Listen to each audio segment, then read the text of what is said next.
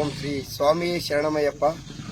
ಈ ಒಂದು ಕೆಕೆಪಾಳ್ಯ ಗ್ರಾಮದಲ್ಲಿ ಈ ಒಂದು ಅಯ್ಯಪ್ಪ ಸ್ವಾಮಿಯ ಮಂಡಳಿ ಇಲ್ಲಿಗೆ 3 ವರ್ಷಗಳ ಇಂದ ನಡೀತಾ ಬರ್ತಾ ಇದೆ. ನಾವು ಇದು 8ನೇ ಬಾರಿ ಮಾಲೆ ಧರಿಸುತ್ತಾ ಇದ್ದೇವೆ. ಈ ಒಂದು ಗುರುಸ್ವಾಮಿ ಹತ್ರ ನಾವು ಮಾಲೆ ಹಾಕಿಸಿಕೊಂಡಿರೋದ್ರಿಂದ ನಮಗೆ ತುಂಬಾ ಕೀಳು ಮಟ್ಟದಲ್ಲಿದ್ವಿ ನಾವು ಮುಂಚೆ. ಈಗ ಆ ಒಂದು ಗುರುಸ್ವಾಮಿಯಿಂದ ನಾವು ಮಾಲೆ ಹಾಕಿಸ್ಕೊಳ್ಳೋದ್ರಿಂದ ತುಂಬಾ ಚೆನ್ನಾಗಿದ್ದೀವಿ, ಏನು ತೊಂದರೆ ಏನು ಆಗ್ತಿಲ್ಲ ನಮಗೆ. ಆ ರೀತಿ ನಮ್ಮ ಮಂಡಳಿಯಲ್ಲಿ ಟೋಟಲ್ 50 ಜನ ಸ್ವಾಮಿಯರು ಇದ್ದಾರೆ. ಇನ್ನೂ ಸ್ವಾಮಿಯರು ಹೆಚ್ಚಾಗಲಿ ಅಂತ ನಾನು ಕೇಳ್ಕೊಳ್ತಾ,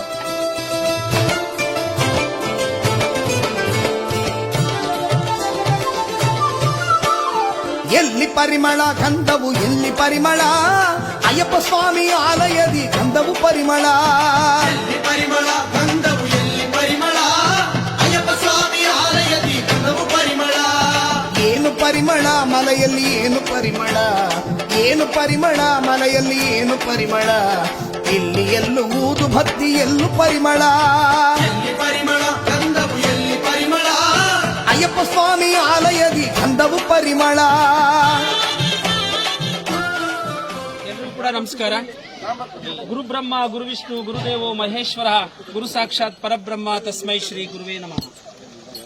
ಗುರುವಿನ ಗುಲಾಮನಾಗದ ಹೊರತು ದೊರೆಯದರಣ ಮುಕುತಿ ಎನ್ನುವ ಒಂದು ನಾಣ್ಣುಡಿಯಂತೆ, ಅದೇ ರೀತಿಯಾಗಿ ಅನ್ನ ದೇವರ ಮುಂದೆ ಇನ್ನೂ ದೇವರುಂಟೆ ಎನ್ನುವ ಗಾದೆ ಮಾತಿನೊಂದಿಗೆ ಸತತವಾಗಿ 74 ವರ್ಷಗಳ ನಿರಂತರ ಪಾದಯಾತ್ರೆಯೊಂದಿಗೆ ಇಡೀ ದಕ್ಷಿಣ ಭಾರತದಲ್ಲಿಯೇ ಅತ್ಯಂತ ಹೆಸರುವಾಸಿಯಾಗಿರ್ತಕ್ಕಂಥ ಕೇರಳದಲ್ಲಿ ನೆಲೆಸಿರ್ತಕ್ಕಂಥ ಅಯ್ಯಪ್ಪ ಸ್ವಾಮಿಯ ದರ್ಶನವನ್ನ ಮಾಡಬೇಕು ಅನ್ನುವ ಏಕೈಕ ಉದ್ದೇಶದಿಂದ ಅಮೋಘವಾಗಿ 74 ವರ್ಷಗಳ ಕಾಲ ಪಾದಯಾತ್ರೆಯ ಮೂಲಕ ಆ ಅಯ್ಯಪ್ಪ ಸ್ವಾಮಿಯ ದರ್ಶನವನ್ನ ಪಡೆದ ಮಹಾನ್ ಗುರುಗಳು ಆಗಿರ್ತಕ್ಕಂತಹ ಹಿರಿಯೂರು ತಾಲೂಕಿನ ಮಸ್ಕಲ್ಮಟ್ಟಿಯಲ್ಲಿ ತನ್ನ ಸ್ವಂತ ಖರ್ಚಿನಲ್ಲಿ ಯಾರ ಭಕ್ತರ ಸಾರ್ವಜನಿಕರ ಒಂದು ಹಣವನ್ನ ದೇಣಿಗೆಯನ್ನ ಪಡೆಯದೆ ಸ್ವತಃ ಸ್ವಂತ ಖರ್ಚಿನಲ್ಲಿ ಆ ದೇವಸ್ಥಾನವನ್ನ ನಿರ್ಮಿಸುವುದರ ಮೂಲಕ ಅಯ್ಯಪ್ಪ ಸ್ವಾಮಿಯ ಹೆಸರಲ್ಲಿ ಒಂದು ದೇವಸ್ಥಾನವನ್ನು ನಿರ್ಮಿಸಿ ಅದರ ಮೂಲಕ ಸಾವಿರಾರು ಭಕ್ತರಿಗೆ ಆ ಆಶ್ರಯವನ್ನ ಕೊಟ್ಟಿರ್ತಕ್ಕಂಥ ಆ ಗುರುಗಳು ಆಗಿರ್ತಕ್ಕಂಥ ಅವರ ಹೆಸರೇ ಅಯ್ಯಪ್ಪ ಸ್ವಾಮಿ. ಆ ಅಯ್ಯಪ್ಪ ಸ್ವಾಮಿಯ ಮಾರ್ಗದರ್ಶನದೊಂದಿಗೆ ನಮಗೆ ಬಹಳ ಒಂದು ಖುಷಿ ವಿಚಾರ ಅಂತಂದ್ರೆ, ಇದೇ ತುಮಕೂರು ಜಿಲ್ಲೆಯ ಶಿರಾ ತಾಲೂಕಿನ ಒಂದು ಸಣ್ಣ ಕುಗ್ರಾಮ ಕೆಕೆಪಾಳ್ಯ ಅನ್ನುವಂತಹ ಒಂದು ಈ ಗ್ರಾಮದಲ್ಲಿ ಸತತವಾಗಿ ಈ 3 ವರ್ಷ ಬಹುಶಃ ಈ 3ನೇ ವರ್ಷದಲ್ಲಿ 50 ಜನರ ಒಂದು ಮಂಡಳಿಯನ್ನ ರಚನೆ ಮಾಡಿಕೊಂಡು ಆ ಮಂಡಳಿ ಮುಖಾಂತರ ಆ ಹಿರಿಯ ಗುರುಗಳ ಮಾರ್ಗದರ್ಶನದೊಂದಿಗೆ ಆ ಅಯ್ಯಪ್ಪ ಸ್ವಾಮಿಯ ದರ್ಶನವನ್ನ ಪಡೆಯಲಿಕ್ಕೆ ನೋಡಿ ನಮ್ಮ ಬಹುಶಃ ನಮ್ಮ ಸುತ್ತಮುತ್ತ ಎಲ್ಲ ಸ್ವಾಮಿಗಳು ಎಷ್ಟೋ ಜನ ಇದೇ ವರ್ಷ ಹಾಕೊಂಡಿರ್ತಕ್ಕಂಥ ಮರಿಸ್ವಾಮಿ ಇಂತಹ ಹಲವಾರು ಭಕ್ತರನ್ನ ಆ ಕ್ಷೇತ್ರಕ್ಕೆ ಕರ್ಕೊಂಡು ಹೋಗುವಂತಹ ನಿಟ್ಟಿನಲ್ಲಿ ಆ ಗುರುಗಳ ಮಾರ್ಗದರ್ಶನ ನಿಜಕ್ಕೂ ಕೂಡ ಮೆಚ್ಚುವಂತದ್ದು. ಅಷ್ಟೇ ಅಲ್ಲ, ಆ ಅಯ್ಯಪ್ಪ ಸ್ವಾಮಿಯ ಒಂದು ಮಂಡಳಿಯ ಒಂದು ವಿಶೇಷತೆ ಅಂತಂದ್ರೆ ನನಗೆ ಬಹಳ ಖುಷಿ ಆಗುವಂತ ವಿಚಾರ ಏನಂತಂದ್ರೆ, ಆ ದೇವರ ಹೆಸರಿನಲ್ಲಿ ನಮ್ಮ ಗ್ರಾಮದಲ್ಲಿ ಸತತವಾಗಿ 3 ವರ್ಷಗಳಿಂದಲೂ ಕೂಡ ಈ ಮಂಡಳಿ ರಚನೆ ಆದಾಗಿಂದಲೂ ಕೂಡ 2 ದಿನಗಳ ಕಾಲ ಅನ್ನ ಸಂತರ್ಪಣೆ ನೋಡಿ ಎಷ್ಟು ವಿಜೃಂಭಣೆಯಿಂದ ಇಡೀ ಗ್ರಾಮಸ್ಥರಿಗೆ ಸುತ್ತಮುತ್ತ 7-8 ಹಳ್ಳಿಗಳ ಗ್ರಾಮಸ್ಥರು ಬಂದು ಇಲ್ಲಿ ಅನ್ನವನ್ನ ಪ್ರಸಾದವನ್ನ ಸ್ವೀಕರಿಸಿಕೊಂಡು ಹೋಗ್ತಕ್ಕಂಥ ಒಂದು ವ್ಯವಸ್ಥೆಯನ್ನ ಇಲ್ಲಿ ಕಲ್ಪಿಸಿಕೊಳ್ಳಲಾಗಿದೆ. ಇಲ್ಲಿ ಬಹುಶಃ ಒಂದು 500ರಿಂದ 1000 ಜನ ಇವತ್ತು ಬರುವಂತಹ ನಿರೀಕ್ಷೆ ಇದೆ. ಇದು ಇಷ್ಟಕ್ಕೆ ನಿಲ್ಲಲ್ಲ, ಇದು ನಿರಂತರವಾಗಿ ಇದು ಆಗುವಂತಹ ಕೆಲಸ ಆಗಬೇಕು. ಅದರೊಟ್ಟಿಗೆ ಇನ್ನೊಂದು ವಿಶೇಷತೆ ಏನಂತಂದ್ರೆ, ನಮ್ಮ ಗ್ರಾಮದಲ್ಲಿ ನಮ್ಮ ಗ್ರಾಮದ ಅಧಿದೇವತೆ ಶ್ರೀದೇವಿ ದೇವಸ್ಥಾನದಲ್ಲಿ ಈ ಮಂಡಳಿ ರಚನೆಯಾಗಿದೆ. ಇದಕ್ಕೊಂದು ಪವಾಡವೇ ಇದೆ. ಎಷ್ಟೋ ಜನ ಭಕ್ತರು ತಾನು ಸಂಕಷ್ಟದಲ್ಲಿದ್ದಂತಹ ಸಂದರ್ಭದಲ್ಲಿ, ಸಾವಿನ ಅಂಚಿಗೆ ಬಂದು ನಿಂತಿದ್ದಂತಹ ಸಂದರ್ಭದಲ್ಲಿ ಆ ದೇವಿಯ ಕೃಪೆಗೆ ಒಳಗಾಗಿ ಆ ಸಾವನ್ನ ಗೆದ್ದು ಬಂದಂತವರು, ಸೋಲನ್ನ ಗೆದ್ದು ಬಂದಂತವರು ಇಲ್ಲಿ ಬಹಳಷ್ಟು ಜನ ನಿದರ್ಶನ ಇದ್ದಾರೆ. ಹಾಗಾಗಿ ನಾವೆಲ್ಲರೂ ಕೂಡ ಇಲ್ಲಿ ಬಹಳ ಹೆಮ್ಮೆಯಿಂದ ಹೇಳ್ಕೊಳ್ಬೇಕು, ಇಂಥ ಒಂದು ಕುಗ್ರಾಮದಲ್ಲಿ ಇಂಥ ಒಂದು ಮಂಡಳಿಯನ್ನ ರಚನೆ ಮಾಡಿಕೊಂಡು ಸುತ್ತಮುತ್ತ ಬಂದಿರತಕ್ಕಂಥ ಇಷ್ಟು ಅಯ್ಯಪ್ಪ ಸ್ವಾಮಿಯ ಮಾಲಾಧಾರಿಗಳು ಎಲ್ಲರೂ ಕೂಡ ಸೇರಿ ಇವತ್ತು ಸಾಮೂಹಿಕವಾಗಿ ಗ್ರಾಮಸ್ಥರಿಗೆ ಸುತ್ತಮುತ್ತ ಎಲ್ಲ ನೆರೆದಿರ್ತಕ್ಕಂಥ ಹಳ್ಳಿಯ ಜನರಿಗೆ ಇವತ್ತು ದಾಸೋಹವನ್ನ ಏರ್ಪಡಿಸಿರ್ತಕ್ಕಂಥದ್ದು. ಇದು ಇಷ್ಟಕ್ಕೆ ನಿಲ್ಬಾರ್ದು. ಇದು ಬಹುಶಃ ನಮ್ಮ ತುಮಕೂರು ಜಿಲ್ಲೆಯಲ್ಲಿ ಹೆಸರಾಂತಹ ಸಿದ್ಧಗಂಗಾ ಮಠದಲ್ಲಿ ತ್ರಿವಿಧ ದಾಸೋಹಿ ಅಂತಕ್ಕಂಥ ಹೆಸರನ್ನು ಪಡೆದಿರ್ತಕ್ಕಂಥ ಶಿವಕುಮಾರ ಸ್ವಾಮಿಯ ಒಂದು ಇಲ್ಲಿ ಅವರ ನೆರಳಿಲ್ಲಿ ಬಂದ್ರೆ ಖಂಡಿತವಾಗೂ ಇನ್ನೂ ಹೆಚ್ಚಿನ ರೀತಿಯಲ್ಲಿ ಸಾವಿರಾರು ಜನ ದಾಸೋಹವನ್ನ ಏರ್ಪಡಿಸುವಂತ ಕೆಲಸ ಈ ಮುಖಾಂತರ ಆಗಬೇಕು ಅಂತ ತಮ್ಮೆಲ್ಲರೂ ಕೂಡ ಕೇಳ್ಕೊಳ್ತಾ, ಇನ್ನೂ ಹೆಚ್ಚಿನ ಸಂಖ್ಯೆಯಲ್ಲಿ ಇದರಲ್ಲಿ ಮಂಡಳಿಯಲ್ಲಿ ರಚನೆ ಸೇರ್ಕೊಳ್ಳಿ. ವರ್ಷ ಇದು ಇನ್ನೂ ಹೆಚ್ಚಿನದಾಗಿ ಬೆಳೀಲಿ, ದಾಸೋಹ ಹೆಚ್ಚಿನದಾಗಿ ಬೆಳೀಲಿ. ಅಷ್ಟೇ ಅಲ್ಲ, ಭಕ್ತರಿಗೆ ಆ ಅಯ್ಯಪ್ಪ ಸ್ವಾಮಿಯ ದರ್ಶನದೊಂದಿಗೆ ಅವರ ಎಲ್ಲ ನೋವು ನಲಿವು ಸಂಕಷ್ಟ ಇವನ್ನೆಲ್ಲವನ್ನ ನಿವಾರಿಸುವಂತಹ ಶಕ್ತಿ ಆ ಅಯ್ಯಪ್ಪ ದೇವರು ನೀಡಲಿ ಅಂತ ಹೇಳಿ ಈ ಸಂದರ್ಭದಲ್ಲಿ ಈ ಮಂಡಳಿಯ ಪರವಾಗಿ ನಾನಾದ್ರೂ ಬೇಡ್ಕೊಳ್ತೀನಿ.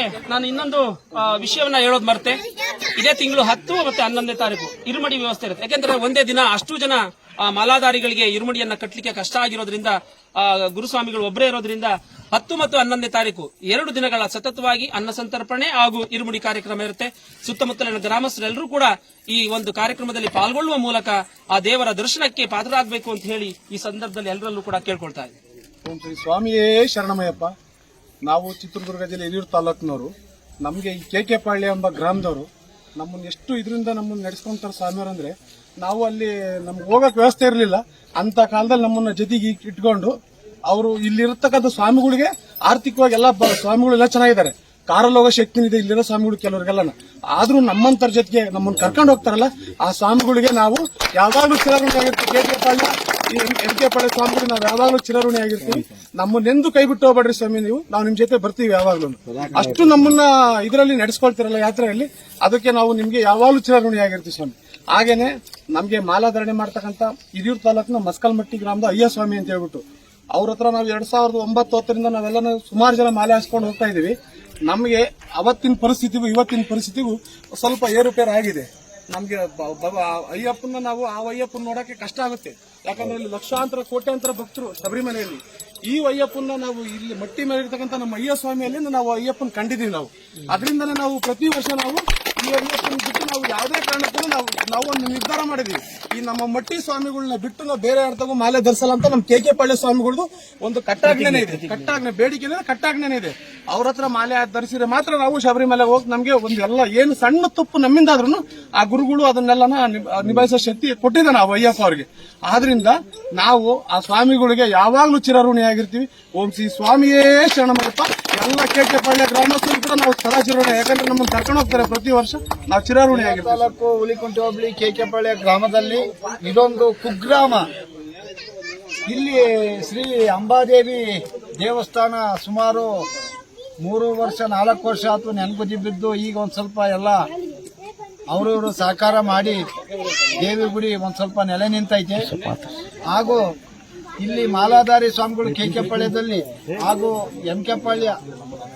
ಬಸವನಹಳ್ಳಿ ಅಕ್ಕಪಕ್ಕದ ಗ್ರಾಮಸ್ಥರು ಸಹ ಎಲ್ಲರೂ ಸಹ ಇಲ್ಲಿ ಕೆಕೆಪಾಳ್ಯಕ್ಕೆ ಬಂದು ಮಾಲಾಧಾರಿಯನ್ನು ಧರಿಸಿಕೊಳ್ತಾರೆ. ಆದ್ರಿಂದ ಇಲ್ಲಿ ಎಲ್ಲ ಸ್ವಾಮಿಗಳು ಹೇಳೋದೇನೆಂದರೆ ಎಲ್ಲರೂ ನಿಷ್ಠೆ ನಿಯಮ ಇವನ್ ಪಾಲಿಸ್ತಾ ನಮ್ಮ ದೇವಿ ದೇವಸ್ಥಾನದಲ್ಲಿ ಮಾಲೆ ಹಾಕ್ಸ್ಕೊಂಡು 48 ದಿನಗಳ ಕಾಲ ವ್ರತ ಮಾಡಿ ನಿಷ್ಠೆ ನೇಮಗಳಿಂದ ಎಲ್ಲ ವ್ರತವನ್ನು ಆಚರಿಸಿ ಸುಖವಾಗಿ ಹೋಗಿ ಶ್ರೀ ಅಯ್ಯಪ್ಪ ಸ್ವಾಮಿಯನ್ನು ಮುಟ್ಟಿ ದರ್ಶನವನ್ನು ಮಾಡಿ ಸುಖವಾಗಿ ಬರಲಿ ಹಿಂತಿರುಗಿ ಕುಗ್ರಾಮಕ್ಕಂತೇಳಿ ಎಲ್ಲರೂ ಕಳಕಳಿ. ಭಕ್ತಾದಿಗಳು ನಮ್ಮ ಆಸೆ ಏನಂದ್ರೆ ಸ್ವಾಮಿ, ಎಲ್ಲ ಭಕ್ತಾದಿಗಳು ಚೆನ್ನಾಗಿರ್ಬೇಕು, ಒಳ್ಳೇದಾಗಬೇಕು ಎಲ್ಲರಿಗೆ, ಆಯ್ತಾ. ದೇವ್ರ ಮೇಲೆ ಭಕ್ತಿ ಇರಬೇಕು. ಅವ್ರ ಮನೆಯಾಗೆ ಎಲ್ಲರೂ ಚೆನ್ನಾಗಿ ಒಳ್ಳೆ ಕಾರ್ಯಕ್ರಮಗಳು ನಡಬೇಕು, ಎಲ್ಲ ಒಳ್ಳೇದಾಗಬೇಕಂತ ನಮ್ಮ ಆಸೆ. ಹಾಗೆ ಭಕ್ತಿ ಎಂಬುದು ಭಂಡಾರಕ್ಕಿರಲಿ ಬಡಿವಾರಕ್ಕಲ್ಲ ಅಂತ ಒಂದು ಮಾತಿದೆ. ಅವರ ಮಾತಲ್ಲೇ ಅರ್ಥ ಆಗುತ್ತೆ. ಭಕ್ತಿ ಅನ್ನೋದು ಕೇವಲ ಅದು ಭಕ್ತಿ ಇರಬೇಕಷ್ಟೇ, ಅದರಲ್ಲಿ ಅದು ಬಡಿವಾರಕ್ಕಲ್ಲ ಅಂತೇಳಿ ಅಂತಹ ಅದ್ಭುತವಾದ ಮಾತನ್ನ ಗುರುಗಳು ಹೇಳಿದ್ದಾರೆ. ಅವರನ್ನು ಕಂಡ್ರೆ ನಿಜಕ್ಕೂ ಕೂಡ ಅವರು ಒಂದು ರೀತಿ ಆದರ್ಶ ಪ್ರಿಯ. ಅವರು ನಾವೀಗಾಗಲೇ ನಾವು ನೋಡಿದಾಗ ಸತತ ನಾನು 3 ವರ್ಷಗಳಿಂದ ಅವ್ರನ್ನ ಗಮನಿಸ್ತಾ ಇದ್ದೀನಿ. ಇರುಮುಡಿ ಕಟ್ಟೋ ದಿವಸ ಅವರಿಗೆ ದೇಣಿಗೆ ರೂಪದಲ್ಲಿ ಬರ್ತಕ್ಕಂಥ ಹಣವನ್ನು ಒಂದು ಸಿಂಗಲ್ ಪೈಸೆ ಹಣವನ್ನ ಅವರು ಸ್ವಂತ ಖರ್ಚಿಗೆ ಬಳಸ್ಕೋದಿಲ್ಲ. ಆ ಪೂರ ಹಣವನ್ನ ಅವರು ತಾಂಡೋಗಿ ಆ ಅಯ್ಯಪ್ಪ ಸ್ವಾಮಿಯ ಸನ್ನಿಧಾನಕ್ಕೆ ಅದನ್ನ ಅರ್ಪಿಸಿ ಬರುವಂತಹ ಕೆಲಸವನ್ನ ಮಾಡ್ತಾ ಇದ್ದಾರೆ. ಅವರ ಮಾರ್ಗದರ್ಶನ ಬೆಳೆದಿರ್ತಕ್ಕಂಥ ನಮ್ಮ ಕೆಕೆಪಾಳ್ಯ ಗ್ರಾಮದ ಅಯ್ಯಪ್ಪ ಭಕ್ತ ಮಂಡಳಿಯೂ ಕೂಡ ಅದೇ ರೀತಿಯಾದಂತಹ ಕೆಲಸ ಕಾರ್ಯವನ್ನು ಮಾಡ್ತಾ ಇದೆ. ಭಕ್ತಾದಿಗಳ ರೂಪದಲ್ಲಿ ಬಂದಿರತಕ್ಕಂಥ ಯಾವುದಾದ್ರೂ ದೇಣಿಗೆ ಹಣವನ್ನ, ಅಲ್ಲಿ ಬರ್ತಕ್ಕಂಥ ಕೊಬ್ಬರಿ ತುಪ್ಪ ಎಲ್ಲವನ್ನ ಕೂಡ ಅಲ್ಲಿ ಕೇರಳಕ್ಕೆ ತೆಗೆದುಕೊಂಡು ಹೋಗಿ ಅಯ್ಯಪ್ಪ ಸ್ವಾಮಿಯ ದರ್ಶನವನ್ನ ಪಡೆದ ನಂತರ ಅಲ್ಲಿ ಅದನ್ನು ಸಮರ್ಪಿಸಿ ಬರುವಂತಹ ಒಂದು ವಾಡಿಕೆಯನ್ನ ಈ ಗುರುಗಳು ಮಾಡ್ಕೊಂಡು ಬಂದಿದ್ದಾರೆ. ಅಲ್ಲಿ ಅನ್ನದಾನವನ್ನ ಕೂಡ ಅನ್ನದಾನಕ್ಕೆ ಅದನ್ನ ಅರ್ಪಿಸುವಂತಹ ಕೆಲಸವನ್ನ ನಮ್ಮ ಗುರುಗಳು ಮತ್ತು ಅವರ ಮಾರ್ಗದರ್ಶನದಲ್ಲಿ ಬೆಳೆದಿರ್ತಕ್ಕಂಥ ಎಲ್ಲ ಮಾಲಾಧಾರಿಗಳು ಅದನ್ನು ಮಾಡ್ಕೊಂಡು ಬರ್ತಿದ್ದಾರೆ. ಇದೊಂದು ರೀತಿ ಹೆಮ್ಮೆಯ ವಿಚಾರ. ಯಾಕಂತಂದ್ರೆ ಭಾರತೀಯ ಸಂಸ್ಕೃತಿ ಇರೋದೇ ಹಾಗೆ. ಅದು ಒಂದು ಆಧ್ಯಾತ್ಮಿಕತೆಯಿಂದ ಕೂಡಿರ್ತಕ್ಕಂಥ ಸರ್ವಧರ್ಮಗಳ ಸಮನ್ವಯ ನಾಡಾಗಿದ್ರೂ ಕೂಡ ತನ್ನದೇ ಆದಂತಹ ಸಂಸ್ಕೃತಿ ಆ ಒಂದು ಪರಂಪರೆಯನ್ನು ಉಳಿಸಿಕೊಂಡು ಬಂದಿದೆ. ಆ ನಿಟ್ಟಿನಲ್ಲಿ ಆ ಸಂಸ್ಕೃತಿಯನ್ನು ಉಳಿಸುವಂತಹ ಕೆಲಸವನ್ನ ಇಂತಹ ಹಿರಿಯ ಗುರುಗಳು ಮಾರ್ಗದರ್ಶನವನ್ನ ಈ ಕಿರಿಯರಿಗೆ ನಮಗೆ ನೀಡುವಂತದ್ದು ಬಹಳ ಖುಷಿ ವಿಚಾರ ಅಂತ ಈ ಸಂದರ್ಭದಲ್ಲಿ ನಾನಾದ್ರೂ ಭಾವಿಸ್ತಾ ಇದ್ದೇನೆ. ಧನ್ಯವಾದ.